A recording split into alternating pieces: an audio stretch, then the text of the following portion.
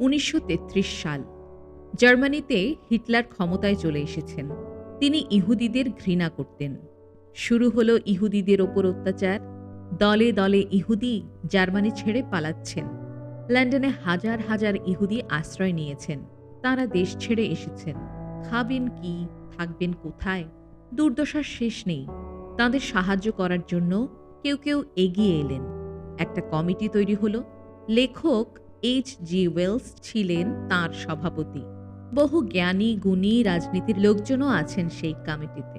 তাঁদের ভেতর একজন ম্যারি সিটন, পলের পরিচিত, বললেন নাটক করতে হবে ওদের জন্য। অনুষ্ঠান করে যে টাকা উঠবে সবটাই তাঁদের সাহায্যের জন্য দিয়ে দেওয়া হবে। পল বললেন এসব রাজনীতির সঙ্গে না জড়ানোই ভালো। রাজি হলেন না। ম্যারি সিটন ছাড়বেন কেন? বললেন হিটলারের কাছে ইহুদিরা যেমন, কালো মানুষরাও তেমনি ঘৃণ্য। পল দেখলেন সত্যি তো, হিটলারের দেশে ইহুদিদের যেমন অবস্থা, তার নিজের দেশ আমেরিকাতে কালো মানুষদের অবস্থাও একই রকম। পল রাজি হলেন। 1934 সাল। সোভিয়েত রাশিয়া যাবেন পল। সঙ্গে স্ত্রী আর শ্রীমতী ম্যারি সিটন। সেটা তখন সমাজতান্ত্রিক দেশ। সেখানে নাকি বড়লোক বলে কেউ নেই, গরিবও নেই। সকলে কাজ করেন। যার যেটা দরকার সরকারই দেয়। যাবেন আসলে রাশিয়ার রাজধানী মস্কো। জার্মানি দিয়ে যেতে হবে, তাই বার্লিনে আসা একদিনের জন্য। এ কোন বার্লিন? এসেছিলেন 1930-এ, মানুষের ভালোবাসা পেয়েছিলেন। আজ যে তিনি এখানে অবাঞ্ছিত, গায়ের রং কালো বলে পুলিশ কটমট করে তাকায়। চোখে মুখে তাদের ঘৃণা। পুরো শহরটাই যেন থমথমে হয়ে আছে। হিটলারের কুখ্যাত ঝটিকা বাহিনীর দাপাদাপি সেদিন গোটা জার্মানিতে। একটা রাত হোটেলে কাটিয়ে পরের দিন ট্রেনে উঠলেন। ট্রেন পৌঁছল সোভিয়েত রাশিয়ার সীমান্তে। সোভিয়েতের অফিসাররা পাসপোর্ট দেখতে চাইলেন। পল বার করলেন। খুঁটিয়ে খুঁটিয়ে দেখলেন তারা। তারপর বললেন সোভিয়েতে ঢুকতে পারবেন না। কি ব্যাপার? না, পাসপোর্টে ভুল থেকে গেছে। একটা দরকারি স্ট্যাম্প লাগানো হয়নি। পলের স্ত্রীরও একই ত্রুটি।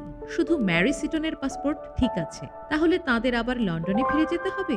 এত কাছে এসেও মস্কো যাওয়া হবে না তাঁর? অফিসারকে অনুরোধ করলেন দয়া করে মস্কোর সঙ্গে যোগাযোগ করবেন।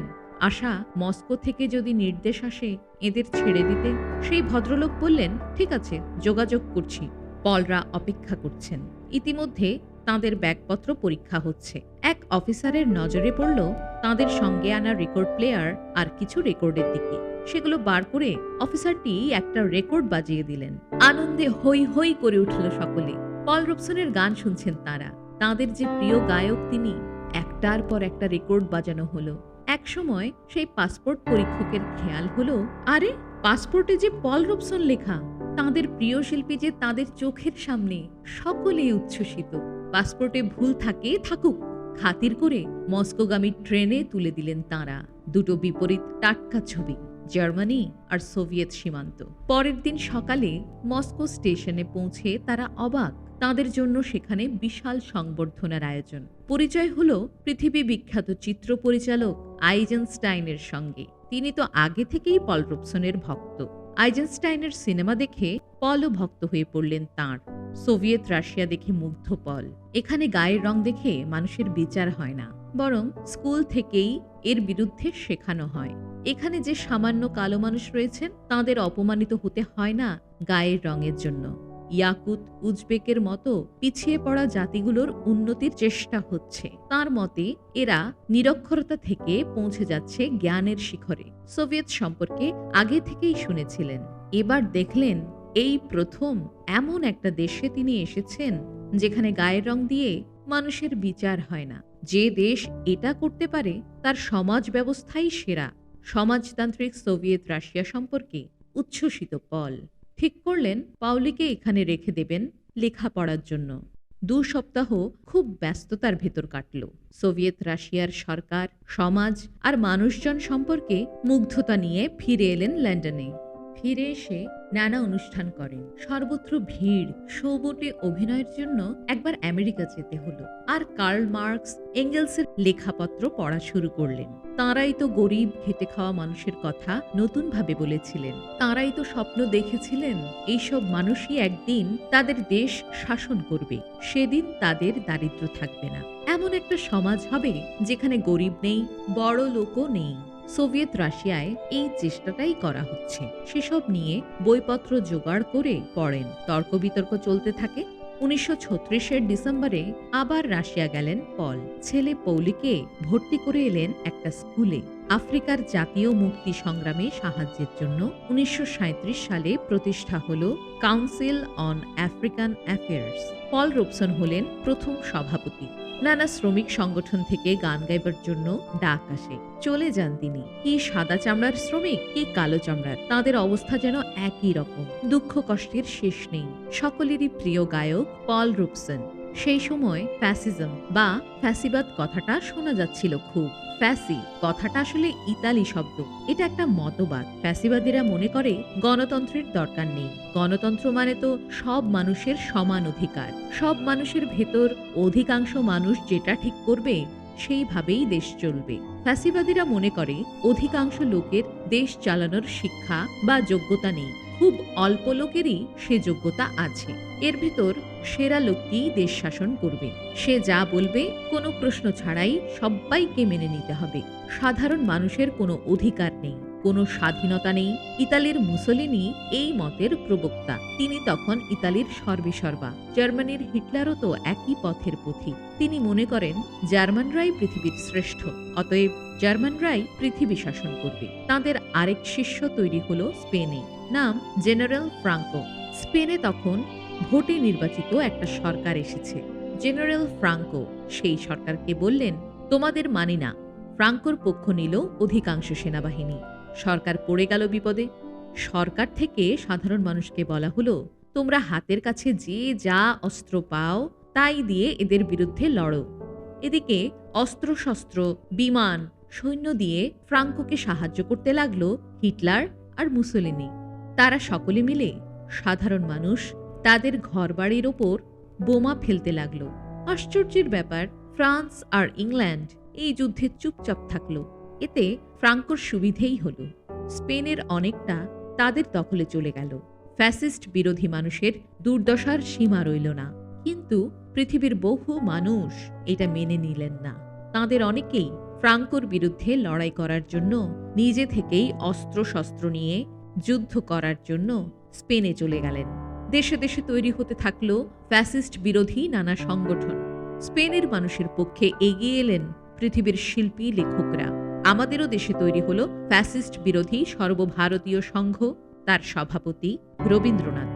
প্রকাশ্য বিবৃতিতে জানালেন তিনি, আন্তর্জাতিক এই ফ্যাসিবাদের ধ্বংসলীলার গতিরোধ করতে হবে।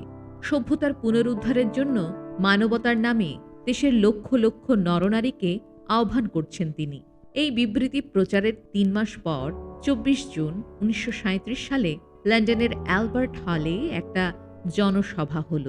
উদ্যোক্তা কবি W.H. অডেন, সাহিত্যিক H.G. ওয়েলস, ভার্জিনিয়া উলফ, আরও অনেকে। গায়করা গান গাইবেন, অভিনেতারা অভিনয় করবেন, লেখকরা বাড়িতে বসে লিখবেন। কিন্তু আবার এসব রাজনীতির সঙ্গে জড়ানো কেন? কিন্তু জার্মান, ইতালি, স্পেন, সেখানে মানুষের ঘর কোথায়? মানুষের স্বাধীনতা কোথায়? কথা বলার স্বাধীনতা নেই, লেখার স্বাধীনতা নেই, নিজের গান করার স্বাধীনতা নেই। ফ্যাসিবাদের এই বিষ ধীরে ধীরে ছড়িয়ে পড়বে গোটা বিশ্বে। ফ্রান্সে, ইংল্যান্ডে, পোল্যান্ডে, সব জায়গায়। শিল্পী, লেখকদের কি কোনো দায় নেই? পল রোবসন আলবার্ট হলে সেদিন বললেন, প্রত্যেক শিল্পী, প্রত্যেক বিজ্ঞানীকে আজ সিদ্ধান্ত নিতে হবে কোথায় তিনি দাঁড়িয়ে আছেন। তার সামনে অন্য কোনো পথ নেই।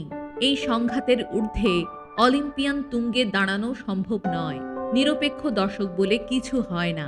কোনো কোনো দেশে মানুষের মহত্তম সাহিত্যের ঐতিহ্যকে ধ্বংস করে, জাত ও জাতির শ্রেষ্ঠত্ব নিয়ে অপপ্রচার করে শিল্পী, বিজ্ঞানী, লেখককে আজ চ্যালেঞ্জ জানানো হয়েছে।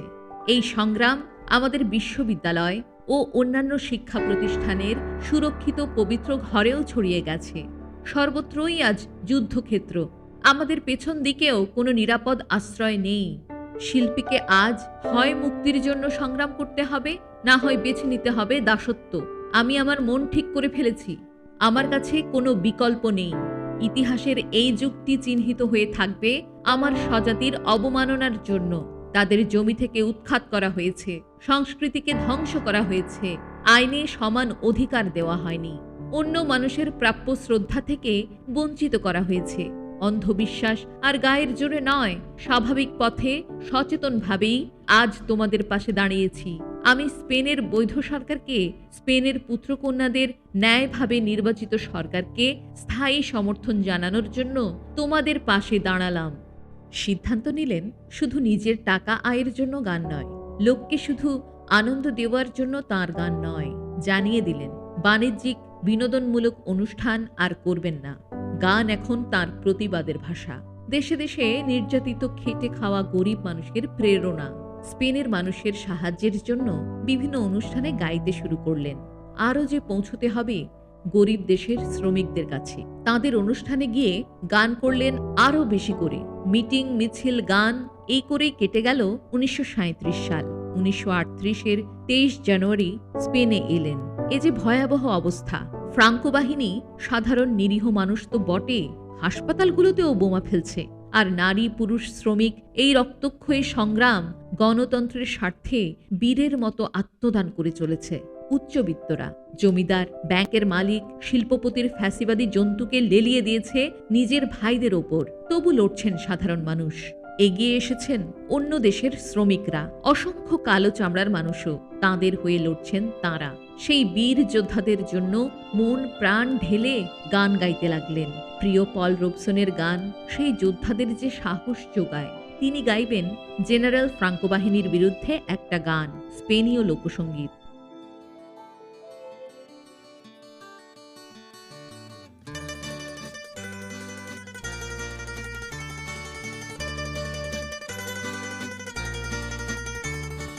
That for insurgent generals, that for insurgent generals, that for insurgent general Mamita Mia, they tried to betray us, they tried to betray us.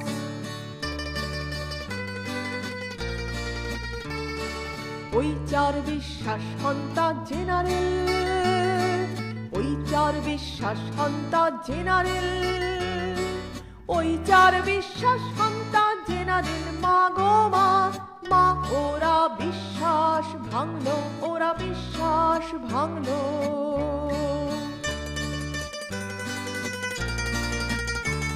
এক পবিত্র খ্রিসমাস সন্ধ্যায়, এক পবিত্র খ্রিসমাস সন্ধ্যায়, এক পবিত্র খ্রিসমাস সন্ধ্যায় মা গো মা, মা ওরা ঝুলবে ফাঁসিতে, ওরা ঝুলবে ফাঁসিতে। হে মাদ্রিদ বিস্ময় নগর, হে মাদ্রিদ বিস্ময় নগর, হে মাদ্রিদ বিস্ময় নগর। মা গো মা, মা তোমায় কাড়তে এলো, তোমায় কাড়তে এলো। তোমার সাহসী সন্তান, তোমার সাহসী সন্তান, তোমার সাহসী সন্তান। মা গো মা, মা তোমায় লুটতে দিল না, তোমায় লুটতে দিল না। তোমার দুঃখের অশ্রু, তোমার দুঃখের অশ্রু, তোমার দুঃখের অশ্রু। মা গো মা, মা আমরা মুছিয়ে দেব, আমরা মুছিয়ে দেব।